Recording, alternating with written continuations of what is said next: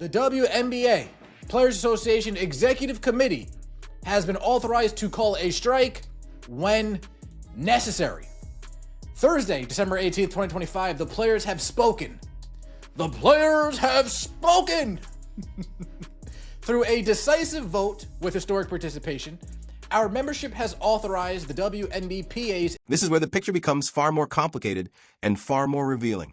Ask yourself a simple question. Who actually benefits the 2026 WNBA season is canceled or delayed? Start with Sabrina Ionescu and Brianna Stewart.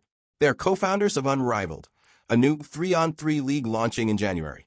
That league needs elite WNBA talent to succeed. It needs star power. It needs availability. A disrupted WNBA season clears the schedule and removes competition for attention. Then look at Nneka Ogwumike, who signed with Project B, another competing league backed by serious investment. Same situation, same incentive. These leagues don't thrive if the WNBA runs smoothly. They thrive if the ecosystem fractures. Now look at governance. Members tied to these ventures sit on the executive committee that just authorized the strike. That's not a conspiracy. That's incentive alignment.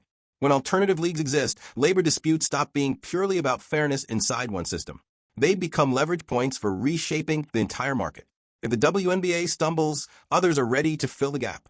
And suddenly, a strike authorization that seemed puzzling starts to make sense. Follow the money, and the strategy becomes clearer. Such strong players calling for a strike. Oh, goodness.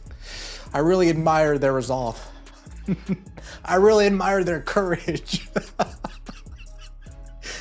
How ridiculous is all of this? The WNBA Players Association announced that players voted to authorize its executive committee to call a strike when necessary as a response to the current state of CBA negotiations. December 18th, 2024. This is the moment everything changed. The WNBA Players Association officially authorized the strike. The numbers alone are shocking. 98% of players voted, with 93% participation. In labor negotiations, those are almost unheard of figures. That level of unity sends a loud message, but not necessarily the one people think. The timing is just as important as the vote itself.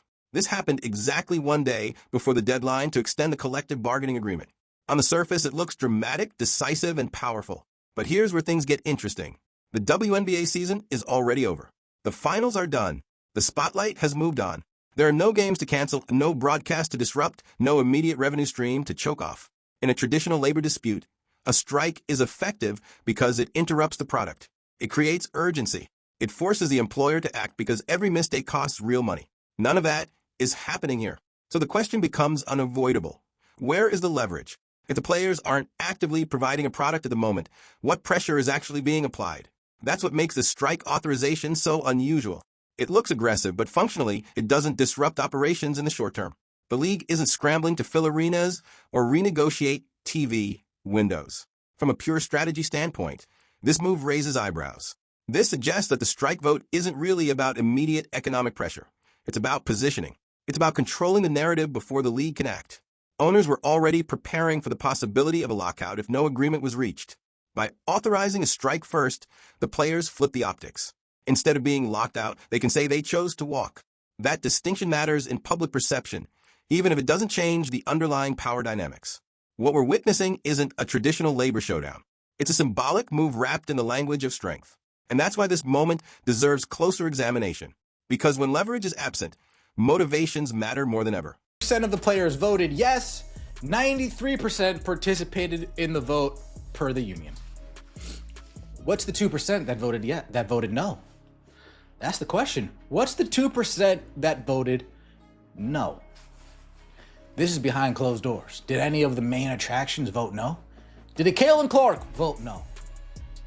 Did an Angel Reese vote no? Again, I don't care about the lip service that Angel Reese gives in interviews.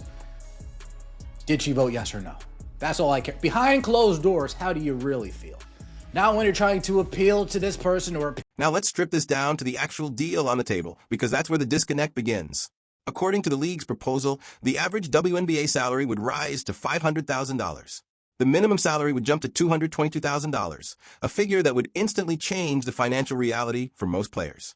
At the top end, star players would earn well over $1 million per year.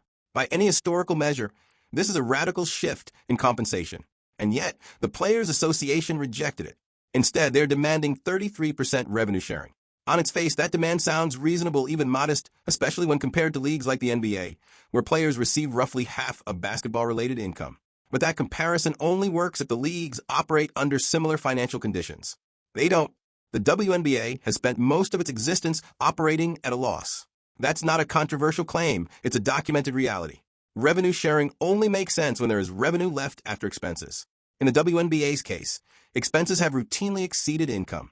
So when players ask for a guaranteed percentage of revenue, they're not negotiating over profits. They're negotiating over losses. That's the uncomfortable math nobody wants to say out loud. A 33% share of revenue doesn't automatically translate to fairness if the underlying business isn't profitable. It simply reallocates who absorbs the shortfall. From the owner's perspective, this is the red line.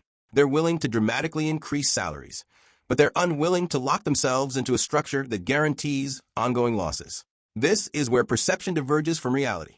Players see historic pay increases as overdue. Owners see them as already stretching the limits of sustainability. Both sides believe they're being reasonable, and that's what makes this negotiation so dangerous. When generosity is perceived as insufficiency, compromise becomes nearly impossible. Did you know? I'll work on it. I won't quit my day job. My instant reactions, folks. If the CBA is up, how are they striking?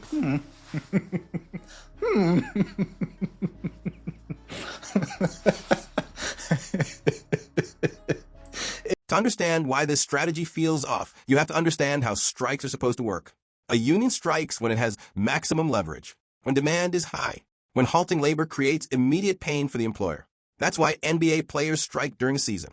That's why teachers strike right before school starts. Timing is the weapon. Now look at what the WNBA players did. They waited until December, after the finals, after media attention faded, after fans moved on, after their labor was no longer immediately required. That's not leverage, that's absence. At that point, the owners weren't dependent on players showing up the next day. In fact, they were already preparing to lock players out if negotiations failed. So instead of preventing a lockout, the players simply called it a strike first.